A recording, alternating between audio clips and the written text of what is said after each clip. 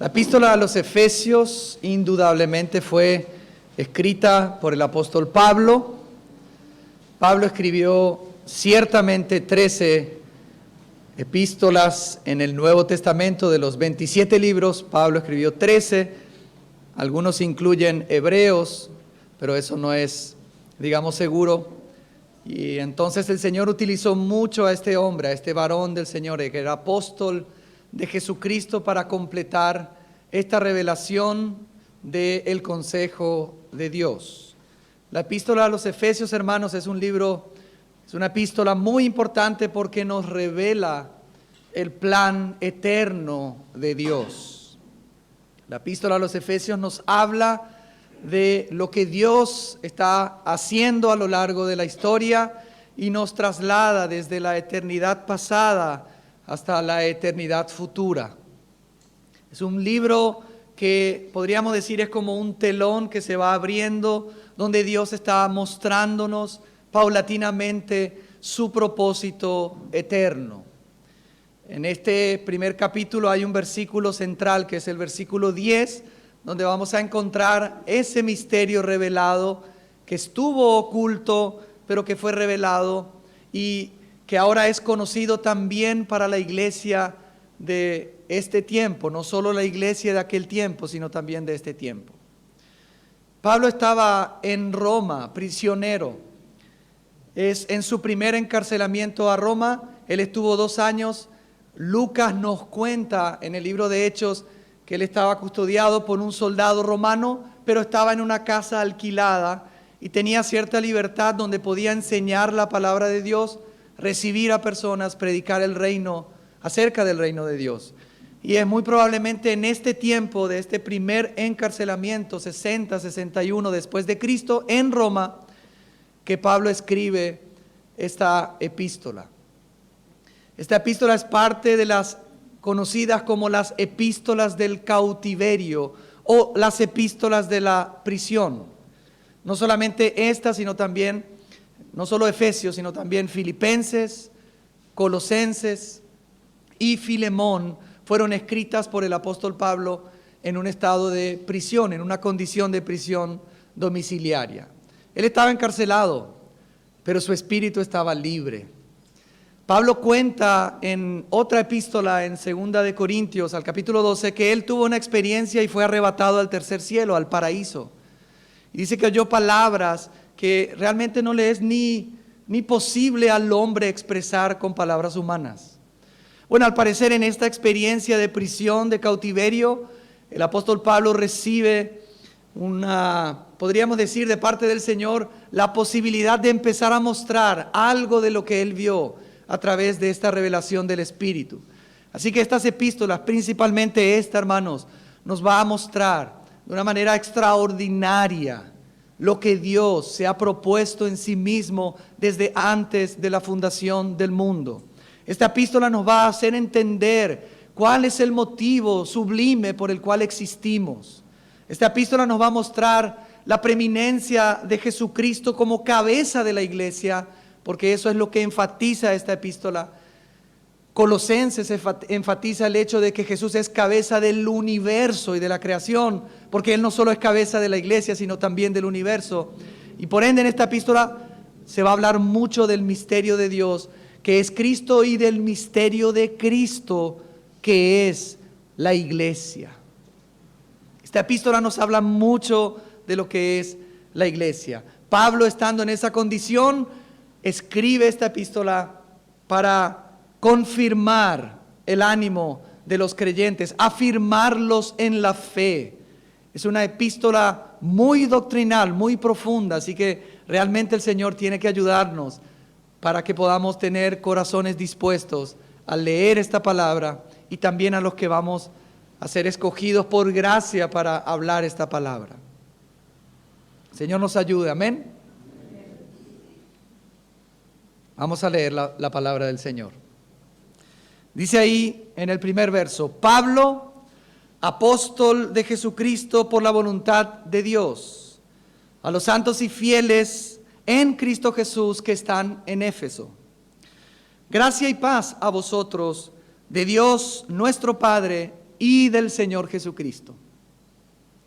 Bendito sea el Dios y Padre de nuestro Señor Jesucristo, que nos bendijo con toda bendición espiritual en los lugares celestiales en Cristo, según nos escogió en Él, para que fuésemos santos, en Él, antes de la fundación del mundo, para que fuésemos santos y sin mancha delante de Él. En amor, habiéndonos predestinado para ser adoptados hijos suyos por medio de Jesucristo, según el puro afecto de su voluntad, para alabanza de la gloria de su gracia, con la cual nos hizo aceptos en el amado, en quien tenemos redención por su sangre, el perdón de pecados según las riquezas de su gracia, que hizo sobreabundar para con nosotros en toda sabiduría e inteligencia, dándonos a conocer el misterio de su voluntad, según su beneplácito, el cual se había propuesto en sí mismo, de reunir todas las cosas en Cristo, en la dispensación del cumplimiento de los tiempos, así las que están en los cielos como las que están en la tierra. En Él, así mismo, tuvimos herencia, habiendo sido predestinados conforme al propósito del que hace todas las cosas según el designio de su voluntad, a fin de que seamos para alabanza de su gloria, nosotros los que primeramente esperábamos en Cristo.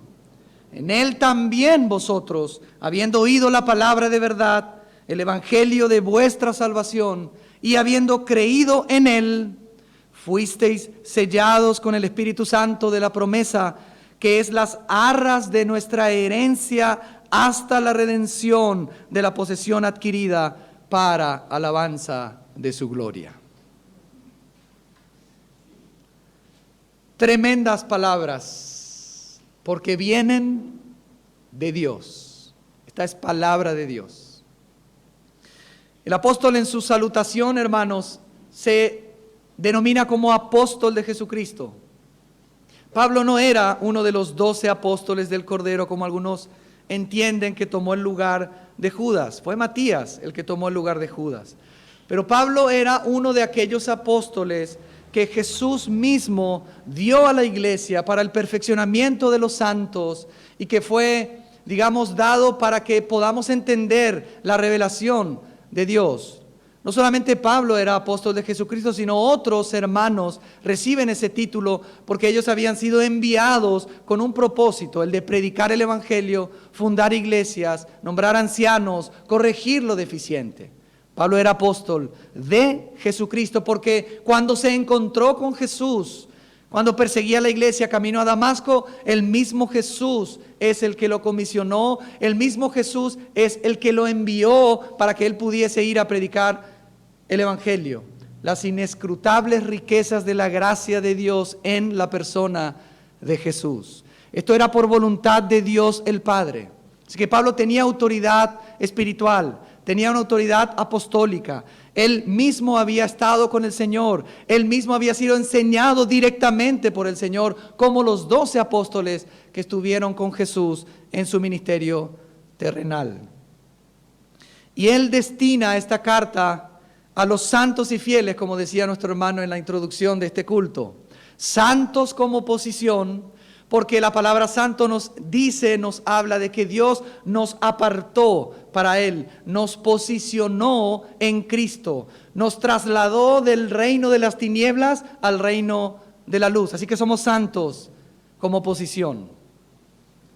Pero también dice santos y fieles en Cristo Jesús. La palabra fieles es una palabra que en griego también se puede traducir creyentes. O sea, podemos decir que la carta está destinada a los santos como posición y a los creyentes en la persona de Jesús. No podemos ser santos si no creemos en Jesús. Pero también, amados hermanos, se podría entender como fieles en el sentido de dignos de confianza. Pablo escribe a creyentes, probablemente esta epístola, hermanos, era una epístola circular donde tenía como objetivo afirmar a iglesias de una región, y por ende en los manuscritos más antiguos no está esa frase a los que están en Éfeso. Muchos concuerdan en decir que Pablo escribe esta epístola y que cada iglesia local, cuando recibía su copia de esta epístola, tenía en blanco esa parte de los destinatarios y ponía la localidad donde estaba la iglesia. Así que esta mañana podemos leer a los santos y fieles que están en Fernando de la Mora. Amén. Es una carta circular, es una carta donde no hay saludos personales, no hay cuestiones particulares, por ende no necesariamente está direccionada a una iglesia local, sino a la iglesia universal representada por estas iglesias en esta zona de Asia. Santos y fieles, hermanos, ojalá también nosotros podamos no solamente ser santos, sino también fieles. El doctor Francisco Lacueva hace una diferencia entre creyente y fiel. Él dice: creyente es todo aquel que se fía de Dios, y fiel es todo creyente en quien Dios se fía. O sea, hermanos, el apóstol Pablo también en su primera epístola a los tesalonicenses había dicho que Dios, habiéndolo aprobado juntamente con un grupo de hermanos, le había confiado a Pablo y a otros el evangelio de Jesucristo. Hermanos, el Señor nos llama no solo a ser santos, sino también a ser dignos de confianza por la fe en Jesús. Que podamos obedecer al Señor y que podamos también nosotros ser considerados creyentes santos por el Señor, por el Espíritu Santo, pero también dignos de confianza. Que podamos, poner nuestra vida a disposición del Señor para que Él nos confíe aquellas responsabilidades tan importantes para la edificación de su casa. Amén. El versículo 2, hermanos, es un saludo que es característico en todas las epístolas de Pablo. En todas sus epístolas Pablo saluda así. Solamente en las conocidas epístolas pastorales como Primera y Segunda de Timoteo y Tito, Pablo agrega la palabra gracia, misericordia y paz de Dios nuestro Padre y del Señor Jesucristo. Gracia era una terminología en griego que los griegos utilizaban mucho en su saludo. Y paz también era un término que utilizaban mucho los judíos en su saludo. Shalom y yaris en griego. Pablo, ¿qué hace? Unifica estos dos saludos y, como dice William MacDonald en su comentario, tenemos por ende una miniatura del evangelio en estas dos palabras, en esta salutación. Gracia y paz, ese es el orden. Hermanos, la gracia tiene que ver con el descenso de Dios, aquello que leía nuestro hermano Teto en el partimiento del pan. Dios desciende a nuestra condición miserable de pecadores, que estábamos muertos en nuestros delitos y pecados. Se hace hombre. Aún en esta epístola dice que Jesús descendió a las partes más bajas de la tierra, y probablemente el significado de eso es que Él no solamente se hizo hombre, sino que se humilló como siervo y murió una muerte de cruz. O sea, se humilló muchísimo. Esa es la gracia, es el descenso de Dios para venir a salvarnos. Y esa gracia es la que hace posible que los hombres podamos tener paz para con Dios. En Romanos 5:1 dice: justificados pues por la fe, tenemos paz para con Dios mediante nuestro Señor Jesucristo. No se puede obtener la paz con Dios si primero no se manifestó la gracia de Dios en la persona de Jesús. Esa es la salutación de Pablo. Gracia y paz de parte de Dios, dice Pablo, nuestro Padre y del Señor Jesucristo. Solo porque Jesús fue hecho Señor, es el Kyrios, ascendido a la diestra del Padre, habiendo consumado esa obra salvífica en favor de la iglesia, de manera particular, porque Él es el Salvador de todos, pero especialmente de los que creemos. Solo por esa obra terminada, es que nosotros podemos llamar a nuestro Dios nuestro Padre. Dios no es Padre de todos. Dios es Padre solamente de aquellos que han creído en el Señor Jesús como Señor. Amén. Siempre recuerdo a los hermanos, cuando Jesús resucitado se le aparece a María y María quiere abrazar al Señor, retener al Señor. El Señor le dice: suéltame, porque aún no he subido a mi Dios, pero ve y di a mis hermanos. Esa frase, esa palabrita utiliza el Señor para hablar de los discípulos. Ve y di a mis hermanos que subo a mi Dios y a vuestro Dios, que subo a mi Padre y a vuestro Padre. Jesús estaba, ahora que había terminado esa obra salvífica en favor de nosotros, incluyéndonos en esta familia celestial y haciéndonos también a nosotros hijos de Dios por los méritos suyos. Ese es el Evangelio. Amén. Gracia y paz a vosotros, de Dios nuestro Padre y del Señor Jesucristo. A partir del verso 3, hermanos, Pablo ahora empieza a, digamos, expresar una alabanza a Dios por las bendiciones que Él nos ha concedido en la persona de Jesús. Dice así: bendito sea el Dios y Padre de nuestro Señor Jesucristo, que nos bendijo con toda bendición espiritual en los lugares celestiales. Podríamos decir que este versículo, hermanos, es como la premisa, la base que expresa, como decíamos, esta alabanza. Esta es una acción de gracias que tiene que ver con alabar a Dios, bendecir a Dios, porque Dios nos bendijo con toda bendición espiritual. Hermanos, la bendición es espiritual, es en los lugares celestiales y es en Cristo. No dice bendición terrenal, aunque el Señor se ocupa de nuestras necesidades materiales, pero dice toda bendición espiritual. Y aquí en este verso 3, hermanos, ya encontramos a este Dios trino. El hermano John Stott dice que aquí encontramos a la Trinidad. Dios el Padre, que nos bendijo con toda bendición espiritual, que se puede traducir con toda bendición del Espíritu Santo, en los lugares celestiales, en Cristo. Ahí vemos la Trinidad, este Dios trino que se compromete a poder bendecir a los santos, a los creyentes, en la persona preciosa de Jesús, en los lugares celestiales, porque ahí es, hermanos, de donde proviene nuestra bendición. Desde el trono es que somos bendecidos, en la persona de Jesús. Es ahí donde está nuestra ciudadanía. Es ahí donde tenemos que poner nuestra mirada, porque no somos de este mundo, sino que somos peregrinos en este mundo, y por ende las bendiciones que son espirituales están en los lugares celestiales y son por los méritos de Jesús. Es porque estamos en Cristo que el Padre nos bendice con toda bendición espiritual. Pero Pablo va a nombrar cuáles son esas bendiciones. Y vamos a ver, en la medida que avanzamos, cuáles son lo que Pablo dice: toda bendición espiritual en Cristo y en los lugares celestiales. Lo primero, hermanos, yo quiero decirte esta mañana que Dios te escogió. Dios te eligió. Y dice que nos escogió no después de que vio que nosotros merecíamos ser escogidos. El verso 4 dice: según nos escogió en Él antes de la fundación del mundo. Dios nos escogió en la persona de Jesús aún antes que existiese el mundo. Nosotros estábamos en el corazón del Padre.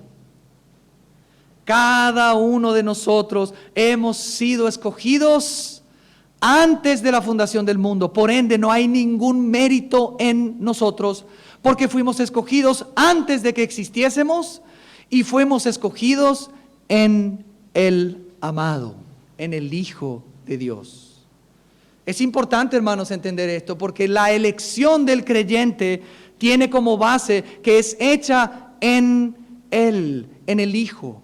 Es solo porque estamos en el Hijo que fuimos escogidos desde antes de la fundación del mundo por el Dios y Padre de nuestro Señor Jesucristo. No hay mérito alguno. Hermanos, no fuimos escogidos porque queríamos ser santos o queríamos ser creyentes o el Señor sabía que íbamos a hacer alguna obra meritoria. Fuimos escogidos solo y exclusivamente por los méritos de Cristo. Porque, hermanos, recordemos que el Señor Jesús es el único que puede complacer plenamente al Padre. 2 veces se oyó la voz del Padre en la vida terrenal de Jesús. En el bautismo, ¿se acuerdan? Con Juan el Bautista se abrieron los cielos y se escuchó esa voz: este es mi Hijo amado, en quien tengo complacencia. Y también en el monte de la transfiguración, al final de su, digamos, ministerio terrenal de 3 años y medio. Este es mi Hijo amado, en quien yo me complazco, a Él oíd. Así que si estamos en Él, es porque Dios nos escogió desde antes de la fundación del mundo. Primera Pedro dice que somos elegidos aún según la presciencia de Dios. Eso también es importante, hermanos, recordar. No somos escogidos según la presencia, no es presencia, es presciencia, o sea, es un conocimiento anticipado que solamente Dios tiene, y es según el previo conocimiento de Dios, y es en la persona de Jesús que tú y yo hemos sido escogidos desde antes de la fundación del mundo. Hermanos, a mí me emociona, me anima saber que yo estaba en el corazón de Dios desde la eternidad. ¿A vos no? Amén. Nos escogió en Él desde antes de la fundación del mundo. Ahora, hermanos, esta elección tiene un propósito. La parte B del versículo 4 dice: para que fuésemos santos y sin mancha delante de Él. No nos escogió para que nosotros podamos tener una vida, digamos, tranquila, sin problemas, para ser solamente felices, para que podamos cumplir nuestros sueños a través de Dios, sino que nos escogió con el motivo principal de hacer de nosotros personas santas, apartadas para Él, sin pecado, sin mancha. Ese es el propósito por el cual Él te escogió. Así que, hermanos, es importante que nos alejemos del pecado, que en la medida que entendemos el amor de Dios y que miramos al Señor, el pecado esté cada vez más lejos de nuestra experiencia. Porque es para eso que el Señor nos eligió en Cristo. Es para eso que Él nos destinó en la persona de Jesús. Él nos conoció desde antes de la fundación del mundo para que fuésemos hechos conforme a la imagen de su Hijo Jesús. Eso es lo que dice Pablo también en Romanos capítulo 8 a partir del verso 29. Porque a los que antes conoció, a estos también predestinó, dice el apóstol Pablo. ¿Para qué? Para que fuésemos según la imagen de Jesús, o sea, santos y sin mancha como es Jesús. Como Dios es santo, Él también quiere una iglesia santa, sin mancha, sin arruga. Esa oración de la hermana esta mañana: Señor, te esperamos como tu esposa futura, porque somos la novia ahora, somos la prometida. Nos vamos a casar con Él. Pero Él no viene a buscar una novia sucia, sino una novia pura, inmaculada. Y eso es lo que está haciendo el Señor, hermanos. Estás viviendo situaciones difíciles, de presión, de pruebas, a veces de tribulación, de dificultades. Bueno, el objetivo es, hermanos, que a través de esas situaciones, aún de situaciones de bendición, no solo de dificultades, sino de alegría, de gozo, de buenas noticias, todo eso tiene como propósito final hacer de nosotros un pueblo santo y sin mancha delante de Él. Amén. Hermanos, es Dios un Dios de amor. Y Él en amor no solo nos escogió, sino que también nos predestinó. ¿Qué es predestinar? Es trazar anticipadamente una línea en la cual nosotros vamos a caminar. Él ha trazado desde antes de la fundación del mundo, después de escogernos en Cristo y según su anticipado conocimiento, un camino para nosotros. Nos predestinó. No solo nos escogió en Él y según su presciencia, sino también nos escogió, nos predestinó, ha determinado anticipadamente todo lo que nosotros vamos a hacer. En amor, porque Él es amor. En amor, habiéndonos predestinado, y hermanos, acá hay algo maravilloso, para ser adoptados hijos suyos por medio de Jesucristo, según el puro afecto de su voluntad. nos predestinó para ser adoptados como hijos suyos. Yo recuerdo siempre al hermano Gino Gianfrancesco, que ahora ya está con el Señor, que hablaba de que cuando entendemos que hemos sido adoptados, no debemos entender como una adopción humana. No. Fuimos adoptados, pero no como una adopción humana. Hay niños que son adoptados por padres que no son biológicamente sus padres, sino que han nacido de otros padres. Eso es algo maravilloso, ese gesto, ¿verdad? De amor, de adoptar a un niño. Pero, hermanos, en el plan de Dios, en la economía de Dios, nosotros hemos sido adoptados habiendo nacido de Dios y por ende somos hijos legítimos de Dios, habiendo nacido de nuevo por el Espíritu Santo. ¿Recuerdan lo que dice Juan, el evangelista? El discípulo amado en el capítulo 1 al verso 12, que dice: a los suyos vino, pero los suyos no le recibieron. Pero a los que recibieron, a los que creen en su nombre, ¿qué hizo el Señor? Les dio potestad de ser hechos hijos de Dios. Y estos no nacieron de carne, de consejo humano, nacieron de Dios, fueron generados en el Padre. Por ende, hermano y hermana, si vos has creído en el Evangelio, hoy sos un hijo legítimo de Dios, porque has nacido de nuevo por medio del Espíritu Santo y somos hijos nacidos de lo alto. Bendito sea el Dios y Padre de nuestro Señor Jesucristo, que nos bendijo con toda bendición espiritual en los lugares celestiales en Cristo Jesús. ¿Cuáles son esas? Nos escogió en Él, nos predestinó para que fuésemos adoptados hijos suyos según el puro afecto de su voluntad. Aleluya.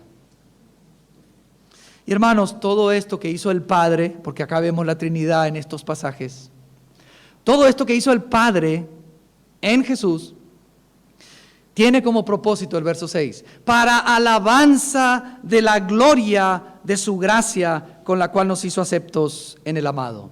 Hermanos, yo no digo que es el propósito principal de la iglesia, pero uno de los propósitos principales de la iglesia es que alabemos la gloria de su gracia. Por eso nos reunimos, por eso cantamos, hermanos, no cantamos con la mente solamente, cantamos con el corazón, porque al entender la gracia de Dios, eso hace que la gracia de Dios brille, se muestre, y esa gracia de Dios tiene que ser alabada, y principalmente por la iglesia. Dios, te alabamos por tu gracia inmensa en Jesús. Es para alabanza de la gloria, del brillo de su gracia. Dios quiere darse a conocer al mundo a través de las alabanzas de la iglesia como un Dios de gracia. Un Dios que da un favor inmerecido a los hombres porque es amor.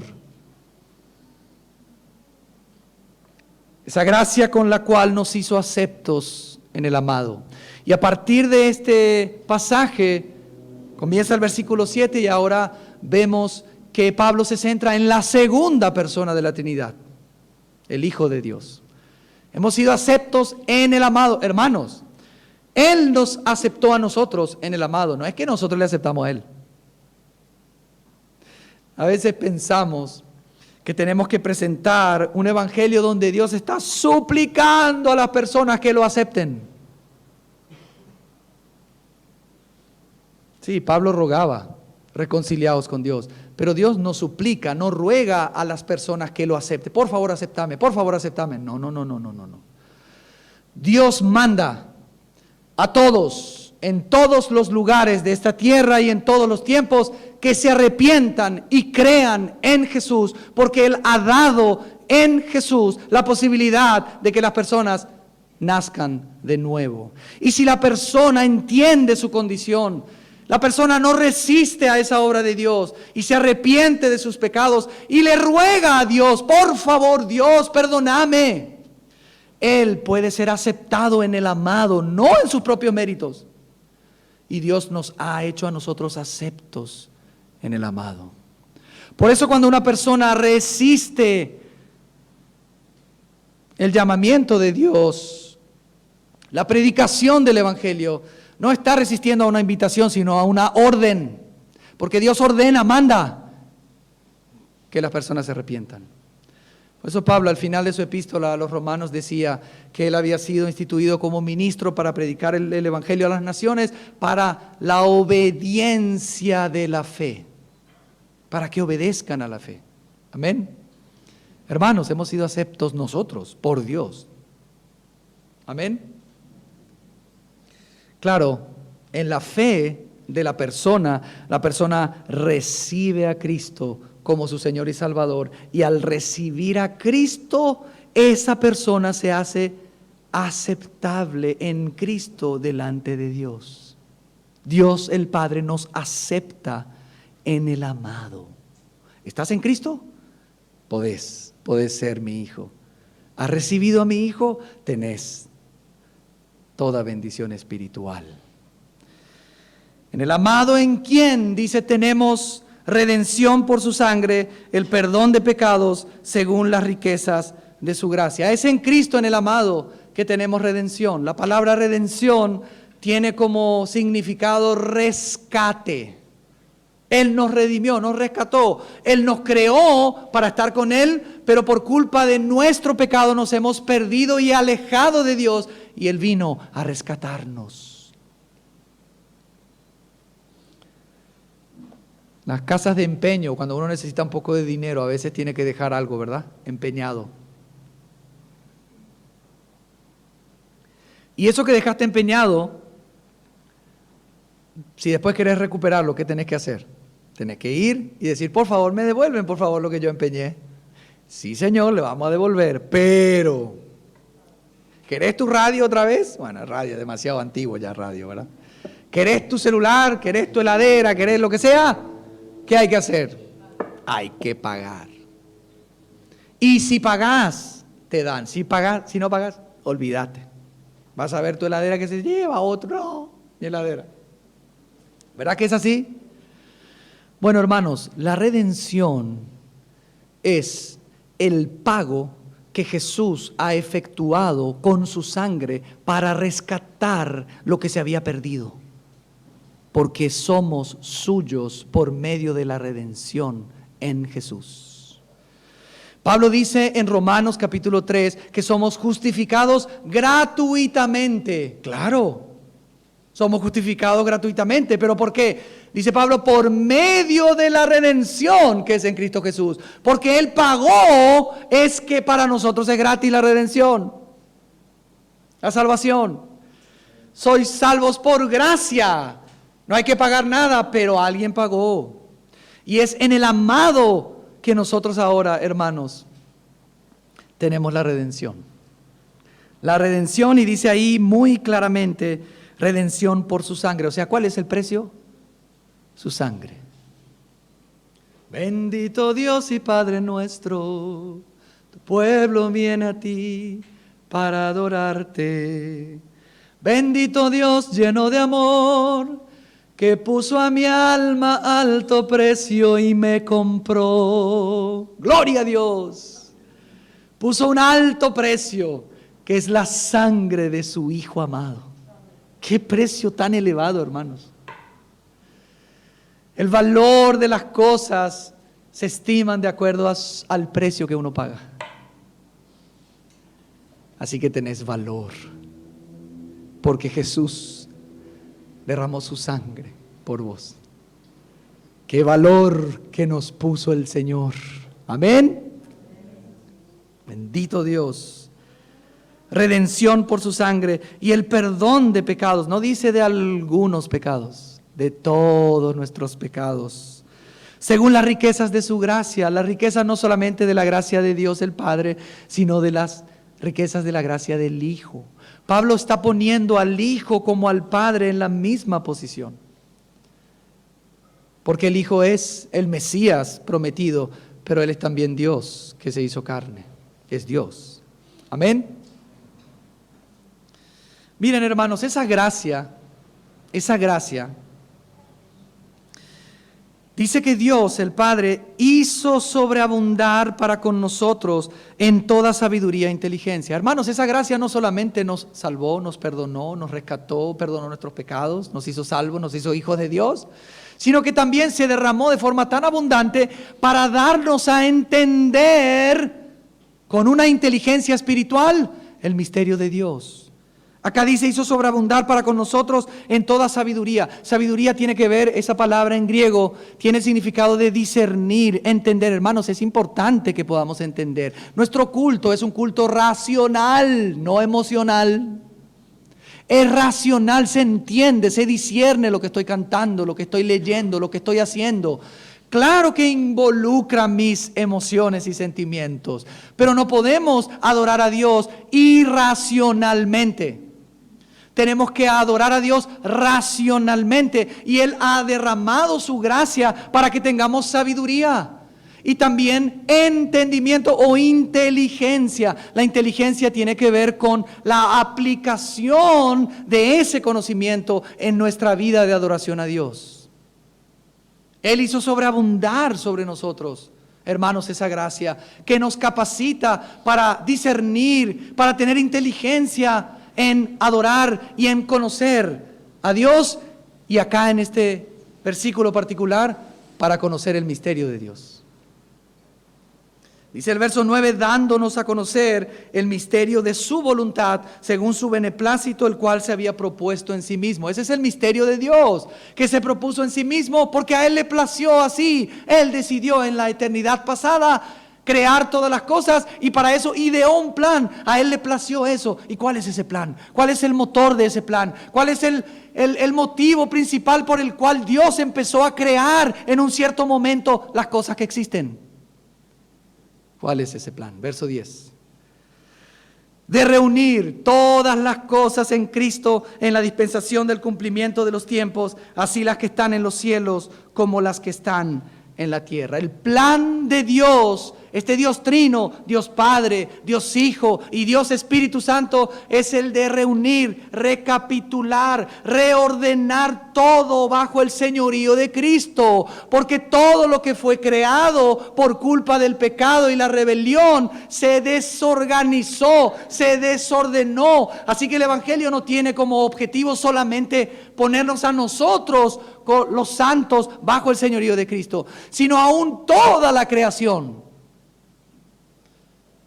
Pedro dice, predicando el Evangelio en los primeros capítulos en Hechos, que Jesús fue recibido arriba y es necesario que sea recibido hasta la restauración de todas las cosas. Jesús no solamente es cabeza de la iglesia, Jesús es cabeza del universo. Todo lo creado, todo lo que está en los cielos, todo lo que está en la tierra va a reunirse de forma inevitable, indiscutiblemente bajo el señorío de Cristo. Nada va a quedar fuera del señorío de Cristo. Hermanos, y yo entiendo que eso todavía no lo vemos hoy. Por eso Pablo dice en la dispensación del cumplimiento de los tiempos. El Señor ha comenzado a reunir todas las cosas en Cristo, pero no vemos todavía ese plan que está, digamos, cumpliéndose cabalmente. Pero eso va a suceder. Amén. Y vos y yo, hermano, estamos involucrados en ese plan. Así que, hermanos, ¿por qué nos reunimos? ¿Por qué predicamos el Evangelio? ¿Por qué luchamos contra el pecado? ¿Por qué leemos la palabra de Dios todos los días? ¿Por qué educamos a nuestros hijos en los caminos del Señor? ¿Por qué perdonamos a los que nos ofenden? ¿Por qué aceptamos todo lo que el Señor preparó para con nosotros en nuestra vida terrenal? ¿Por qué? ¿Cuál es el objetivo final? Reunir todas las cosas bajo el señorío de Cristo. No solo las que están en los cielos, sino también las que están en la tierra. Así que si yo predico el Evangelio, tengo en mente ese propósito, porque esa es la causa de Dios. Pablo va a repetir varias veces en esta epístola, por esta causa, y esta es la causa de Dios. Hermanos, es bueno que el Señor nos muestre claramente cuál es el misterio de su voluntad, porque el misterio que estaba escondido, ahora fue revelado.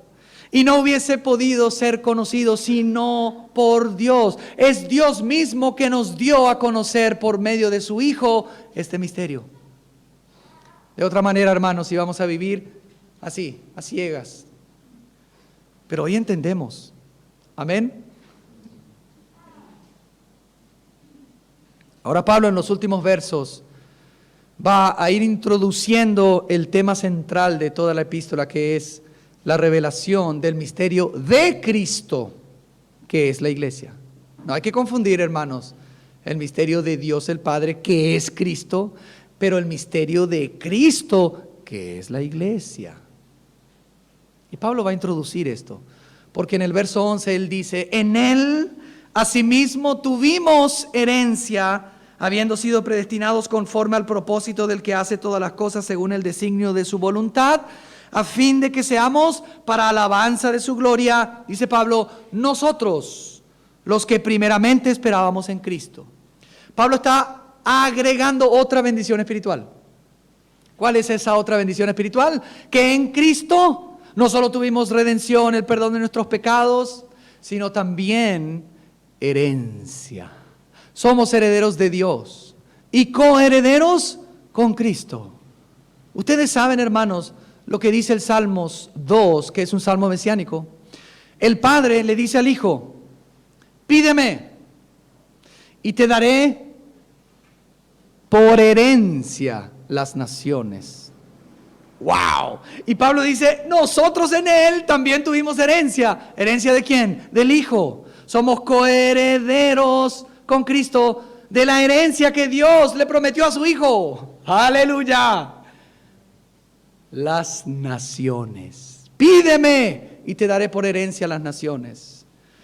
El apóstol Pedro también nos habla en su epístola que hay una herencia que está guardada en los cielos y que va a ser manifestada para con nosotros en su segunda venida. Esa herencia también tiene que ver con la redención de nuestro cuerpo. Vamos a recibir un cuerpo nuevo, glorificado. Ya se va a cansar. Ya no vamos a tener la presencia del pecado en nosotros, hermano, es terrible. Ayer estaba escuchando una conferencia de hermanos en un panel de Sugel, Miguel Núñez y otros hermanos, Otto, y decían que el peor enemigo del creyente, aunque tenemos muchos enemigos, el mundo, Satanás, pero el peor, ¿saben quién es? Somos nosotros mismos. Hermano, yo me acuesto conmigo mismo, me levanto conmigo, no me libero nunca de mí mismo. Así que el peor enemigo del creyente es la carne, el viejo hombre que está todavía ahí. Y es terrible, hermanos. El hermano Sugel dice que la oveja de la iglesia local más difícil de poder pastorear es él mismo. Hermanos, la herencia que tenemos en Cristo nos promete que un día recibiremos cuerpos nuevos donde ya no tendremos que luchar contra el pecado que todavía está en nosotros. Seremos completamente salvos y reinaremos con el Señor. Bendito sea el Dios y Padre de nuestro Señor Jesucristo, que nos bendijo con toda bendición espiritual en los lugares celestiales en Cristo.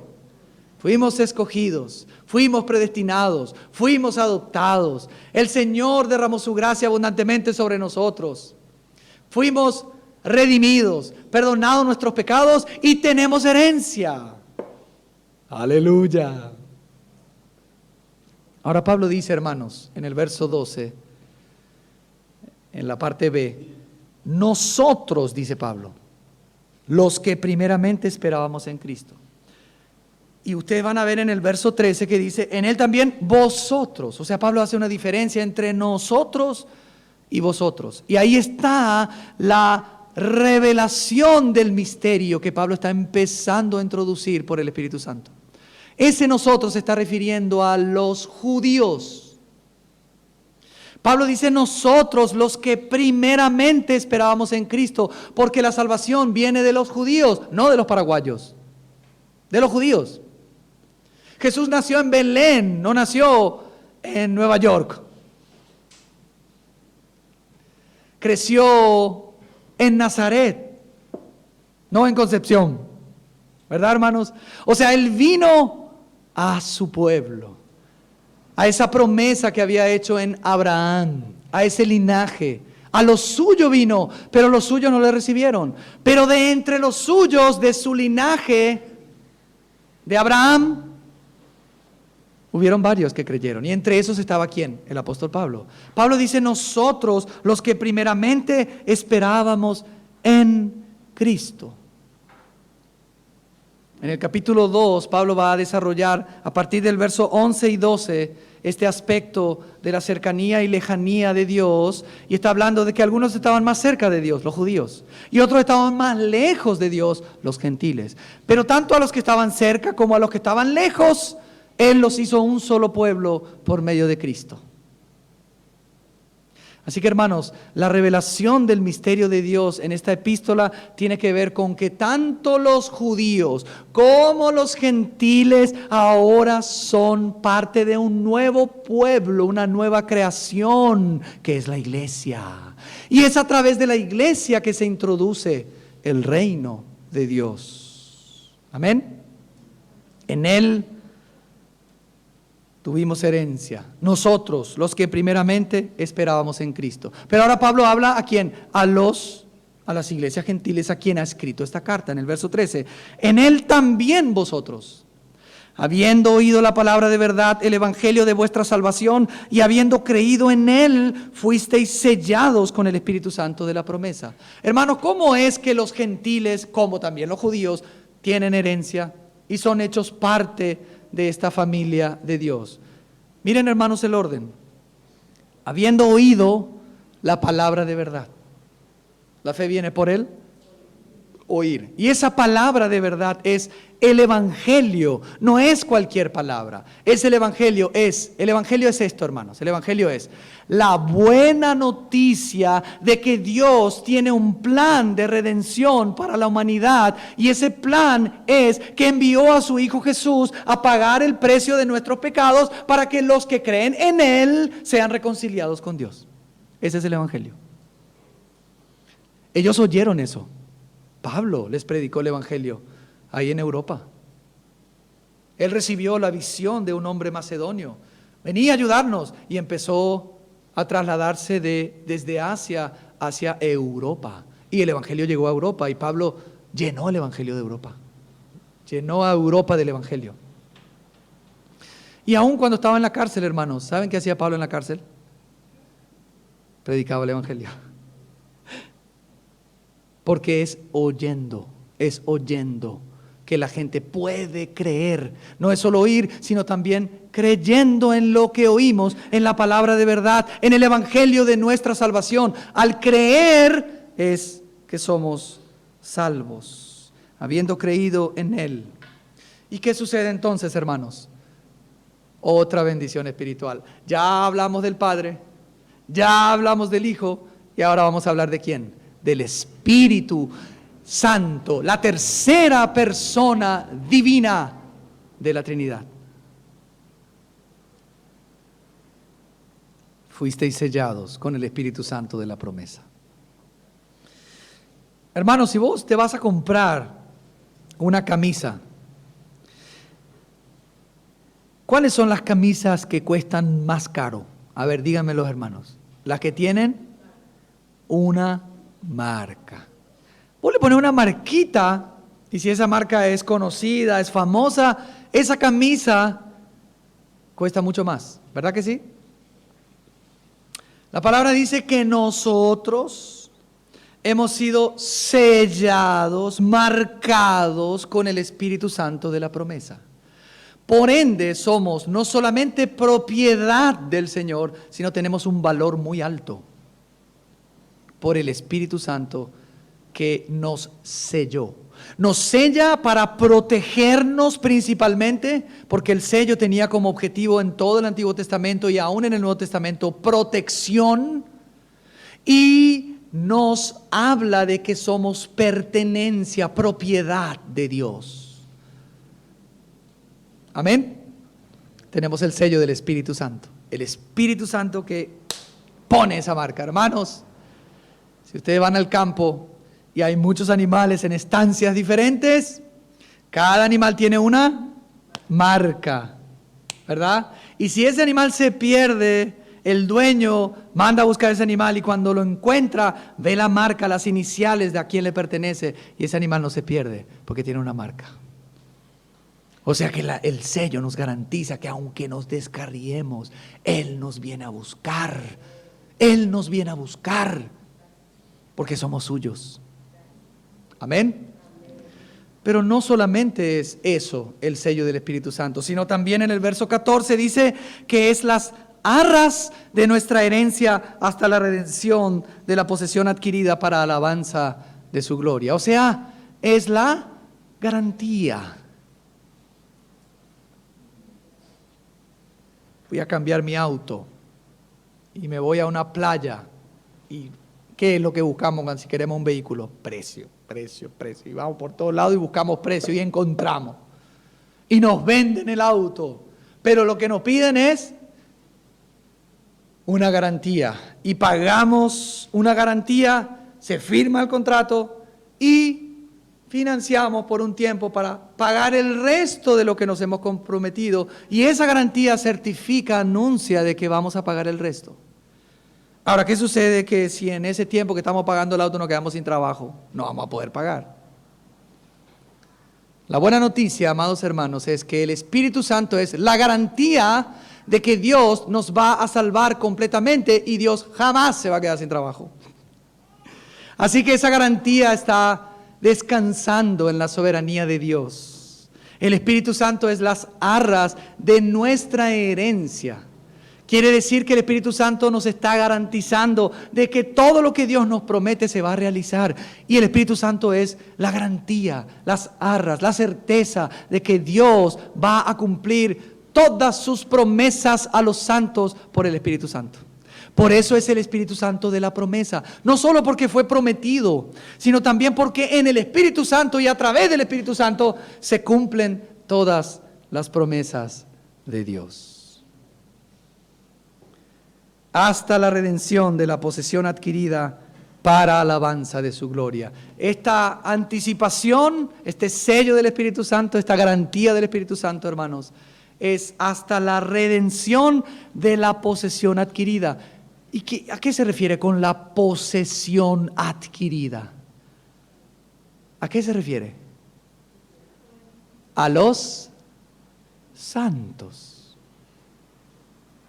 La iglesia es la posesión adquirida por Dios mediante la sangre de Jesús y sellada por el Espíritu Santo. Esa es la posesión de Dios. Es una posesión que Él adquirió, nos escogió, nos predestinó, pagó un precio, nos adoptó como hijos. Somos su posesión. Somos una posesión de Dios, adquirida por Dios a precio de sangre. Y el Espíritu Santo nos garantiza que vamos a ser completamente salvos. La redención tiene que ver aquí con una salvación futura en nuestros cuerpos y nuestra glorificación hasta que venga el Señor. Hermanos, todo esto, como dice en 3 ocasiones en esta porción de las Escrituras, es para alabanza de su gloria. Este gran plan de Dios que se ha efectuado e ideado en la eternidad es para la alabanza de su gloria. Así que, hermanos, esta mañana, nos unimos a Pablo y decimos: bendito sea el Dios y Padre de nuestro Señor Jesucristo, que nos bendijo con toda bendición espiritual en los lugares celestiales en Cristo Jesús. Alabado sea Dios, nuestro Padre. Hermanos, que esto que hemos escuchado pueda penetrar en nuestros corazones y nos haga meditar para que podamos vivir una vida que le agrade al Señor, para que seamos alabanza de su gloria. No solamente para que alabemos la gloria de su gracia, sino que nosotros mismos seamos para alabanza de su gloria, porque ese es el propósito final por el cual Dios nos creó, para la gloria de Dios. Hermano, ¿sos consciente de tu posición en Cristo? ¿Sabes lo que vales para Dios? ¿Sabes cuál es tu futuro? Hermano y hermana, tenemos un futuro glorioso que nos espera y ese futuro está garantizado por el sello del Espíritu Santo. Que podamos vivir vidas que agraden a Dios. Fuimos escogidos para que seamos santos y sin mancha delante de Él. Fuimos escogidos para la gloria de Dios y hoy somos parte de esa posesión adquirida que es la iglesia y lo hemos experimentado solo y exclusivamente por gracia. Vamos a orar. Padre, te damos gracias en esta mañana por tu palabra. Gracias porque al leerla podemos ver tu gloria, podemos ver tu amor. Podemos entender que nos amaste de tal manera que aún antes de la fundación del mundo nos escogiste en Cristo para que fuésemos posesión tuya, santa y sin mancha. Padre, gracias porque has derramado abundantemente tu gracia sobre nosotros, dándonos sabiduría, inteligencia, para que entendamos ese misterio tuyo, Señor. Gracias porque, Padre, estás llevando adelante tu plan eterno de reunir todas las cosas en Cristo. Señor, queremos ser colaboradores, no solo santos, sino santos y fieles. Queremos, Señor, aprender a obedecerte. Queremos estar dispuestos a ser usados para la gloria de tu nombre, para la extensión de tu reino aquí en la tierra. Padre, gracias por esta bendita esperanza. Gracias por toda esta bendición que nos has dado gratuitamente en Cristo Jesús, porque Cristo pagó por nuestros pecados. Señor, te pedimos perdón si muchas veces no vivimos de acuerdo a ese estándar al cual nos has llamado. Ayúdanos en este tiempo al recibir tu palabra, a ser transformados por ella y vivir vidas que te agraden, esperando tu venida. Oramos en el nombre de Jesús. Amén.